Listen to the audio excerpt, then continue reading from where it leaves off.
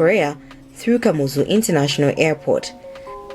As fate had it, this would be his last public appearance of Malawi's former Attorney General and Justice Minister, Raf Kasambara. On Wednesday, June 12, 2024, a somber mood engulfed Kamuzu International Airport in Lilongwe as the bodies of Vice President Saulos Chilima and 8 others arrived from Chikangawa Forest. President Dr. Lazarus Chakwera led Malawians in welcoming the bodies. The president also declared 21 days of national mourning and that the late Dr. Saulos Chilima will be honored with a state funeral. Come Thursday, 14 June 2024, His Excellency Dr. Lazarus Chakwera attended the Requiem Mass of the Vice President at St. Patrick Catholic Church in Area 18 in Lilongwe. The following morning, the body of the late Dr. Saulos Chilima laid in state at the Parliament building where President Dr. Lazarus Chakwera led Malawians to pay their last respect.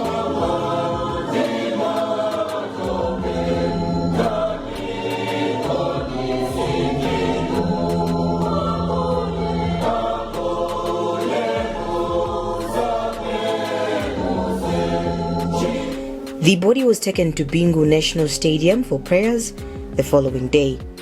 Sean Chilima, the son of the late Dr. Saulos Chilima, delivered a eulogy at his father's state funeral service where he praised his father's contributions to Malawi's development and the impact his dad has had on many lives. When does a man die? When he is hit by a bullet? No. When he suffers a disease? No. When he eats a soup made out of a poisonous mushroom? No.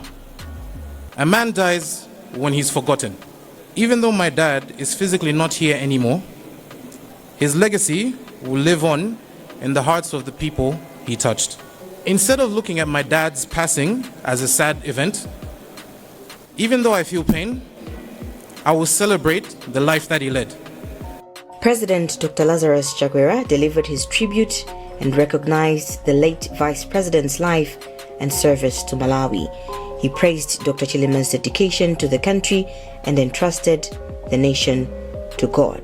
Ngati pali chinthu chimodzi chimene ndinaphunzira kwa Dr. Saulos Chilima mu zaka zinayi zimene ndakhala ndikugwira nawo ntchito ndi ubwino wokhala ndi munthu woleza mtima.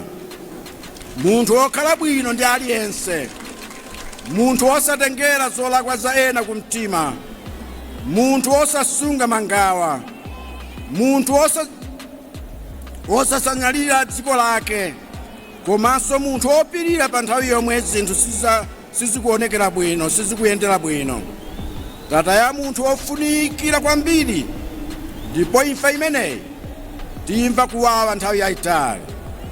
Chifukwa ntchito zabwino zomwe apanga Dr. Saulos Chilima mdziko muno zakhudza anthu ambiri ndipo zosawerengeka.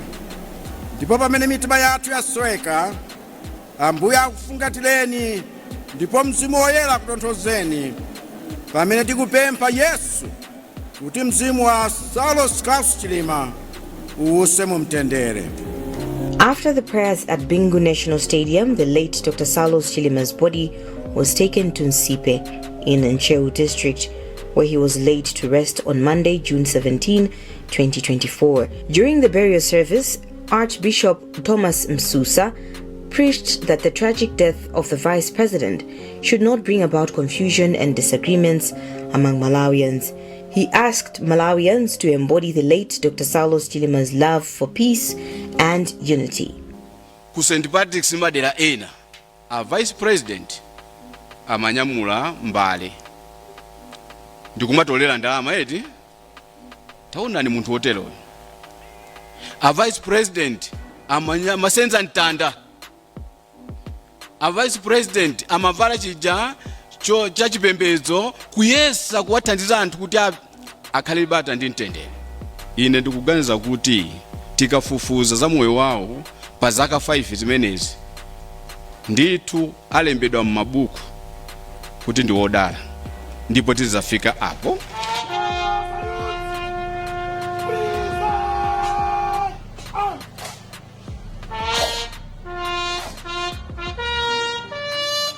As the body of the late Dr. Saulos Chilima was laid to rest, he was accorded a 19-gun salute, long trumpet post, and a guard of honor by the Malawi Defense Force. Finally, the President, Dr. Lazarus Chakwera, former presidents, his wife Mary, children Sean and Elizabeth, relatives and other dignitaries laid their wreaths to bid farewell to the Vice President. Mvula silephera kugwa chifukwa zovala zako sizinatani sizinaume. Kumalawi kuno anthu akufuna kusintha ndipo kumalawi kuno zinthu zisinthadi. Dr. Chilima's charisma made him a popular and respected figure in Malawi, and his leadership inspired many Malawians to work towards a better future for the country. As a shining star in the firmament of Malawian history, may his life and legacy continue to inspire us all.